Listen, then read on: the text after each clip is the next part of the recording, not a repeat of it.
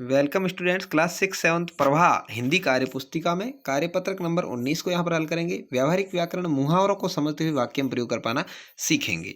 चलिए शुरू करते हैं। इससे पहले जो गणित की कार्यपुस्तिका कक्षा 6 और 7 की उसके सारे कार्यपत्रक अपलोड कर दिए गए हैं और अंग्रेजी की जो कार्यपुस्तिका है उसके भी वीडियो लगातार अपलोड किए जा रहे हैं, तो आप उन्हें भी ज़रूर देखिए। साथ ही अर्धवार्षिक परीक्षा जो आपकी 17 दिसंबर से शुरू होने वाली है उसके पेपर है लगातार अपलोड कर रहे हैं, उन्हें भी आप देखें और अपने दोस्तों तक शेयर करें।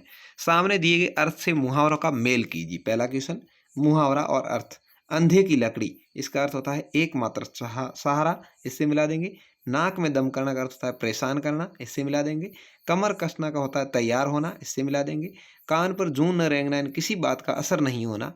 और पीठ दिखाना का होता है कायरता दिखाना। तो इस तरह से आपको यहाँ पर मुहावरों को अपने अर्थ से मिलान करना है। आगे है, नीचे लिखे वाक्यों को कोष्टक में दिए शब्दों में से चयन कर पूरा करना है।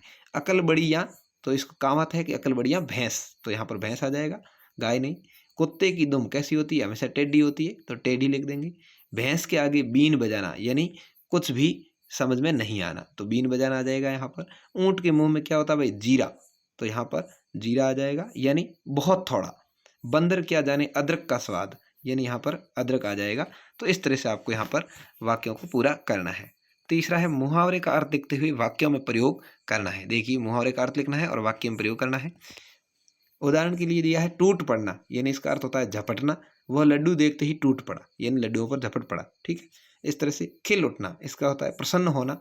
बच्चों को खेलते देख दादाजी खिल उठे, यानी दादाजी प्रसन्न हुए। ठान लेना, निश्चय करना। मैंने कलेक्टर बनने का ठान लिया है, तो इस तरह से किसी भी बात का वह निश्चय करते हैं उसको कहते हैं ठान लेना। अगला है दंग रह जाना, यानी आश्चर्यचकित होना, यानी ऐसा कोई काम हो जाना जिसकी कल्पना भी नहीं की थी। कविता के मेरिट आने पर सभी दंग रह गए, क्योंकि कविता शांतिपूर्वक तरीके से पढ़ती थी और किसी को पता नहीं था कि कविता मेरिट में भी आ सकती है। तो इस तरह से कविता के मेरिट आने में अचानक कोई काम होने पर दंग रह जाते हैं। मुंह ताकना, यानी दूसरे पर आश्रित रहना। जो स्वाभिमानी होते हैं वो कभी किसी का मुंह नहीं ताकते। ठीक है, यानी दूसरे के भरोसे आदमी को नहीं रहना चाहिए। तो इस तरह से ये था आपका जो कार्यपत्रक नंबर 19। इसमें आपने सीखा मुहावरे और उसका वाक्य में प्रयोग करना। उम्मीद है आपको पसंद आया होगा वीडियो। धन्यवाद।